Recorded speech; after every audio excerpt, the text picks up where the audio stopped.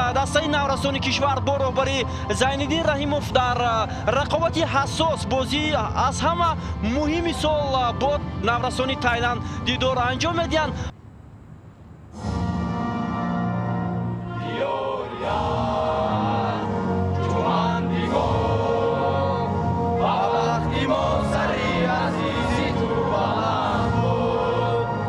میتوانیم ما از گروه رو با دور یک جورنی‌های هموار سازیم و البته این بار اول نیست در بازی امروزه و ببینید که الکی فکر میکنم مراتب پنجم میشود ششم میشود که بازیگران ما این گونه امکانیت رو پیدا میکنند. اگر تو باز میدان بیرون نشده است، ozodbek panjiyev یک بازیگری ما در مرکز میدان خوابیده است و شاید آسیب جدی دارد. هجوم دستای نورسانی کشور محمد رسول لطف‌الله فرتافتی با جریمه‌گاه بسیار امکانی خوب میشد اگر تو با سویروف میرسید. پانجیف و گل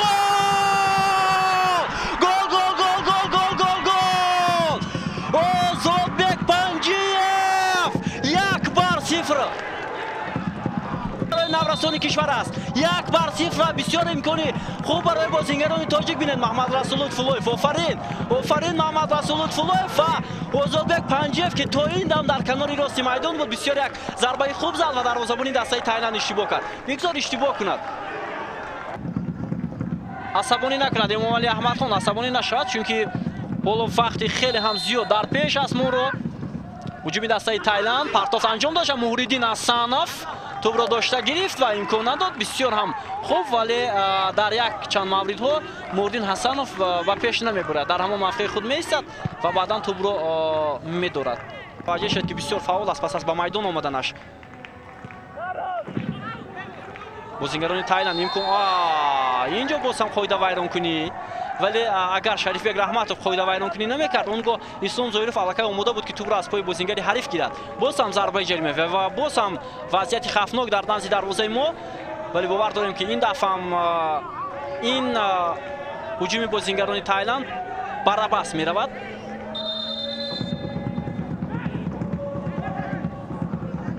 شریفبek رحمتوف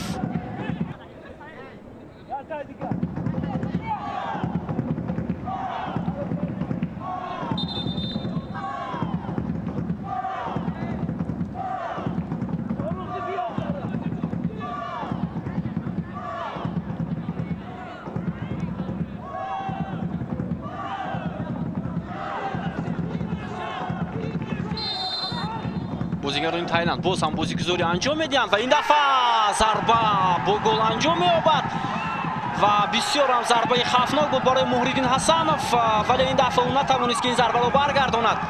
حالا بازی در پیش است، باید بازیگران ما به خط حمله توجه کنند و اینی است که بازیگران تایلند اینجا در خط دفاع هنرنمایی میکنند. حساب 1-1 است دوستان ارجمند. در این گونه فرصت ها در دقیقه اخیر من فکر میکنم سر دادن گل به رفت بازی تاثیر میرساند. البته وقتی کم باقی مونده است، ولی به هر صورت بازیگران ما دارند امکانیت که در نزد دروازه حریف فرصت های خوبی گلزنی به میان آورند. در قسم اول ببینید که چند دفعه بازیگران ما قاعده بازی ویران شد. شریفبek رحمتوف پرتافتیو با سانگوف ارسالی تو با خط حمله دو نفر هستند. امامعلی احمدخان در جریمه‌گاه دستای تایلند.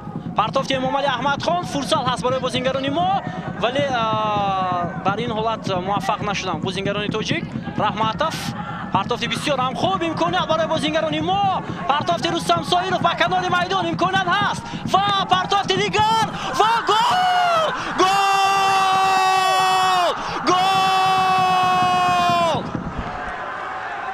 امادونی کمالوف و گل کی زد من باور کرده نمیدونم. احساسات خیلی هم زیاد مرا فرا گرفته است و فوتبالبازان تاجیک در حقیقت آفرین یک امکانیت و یک گل. من قبلا قید کردم که یک امکانیت میتواند فوتبالبازان ما را موفق کند. اسلام زویروف بسیار هم فرصت خوب را استفاده نمود و پرتافتی رستم سایروف بود یا امادونی کمالوف. فکر میکنم امادونی کمالوف است. آفرین به شهر بچه‌های تاجیک و توانستند که در همین حالت پس از اون که حساب 1-1 بود گل دوم را به دروازه دسته تایلند زنند. اکنون باید احتیاط کار باشند فوتبالبازان تاجیک. وقت بنهایت کم باقی مونده است.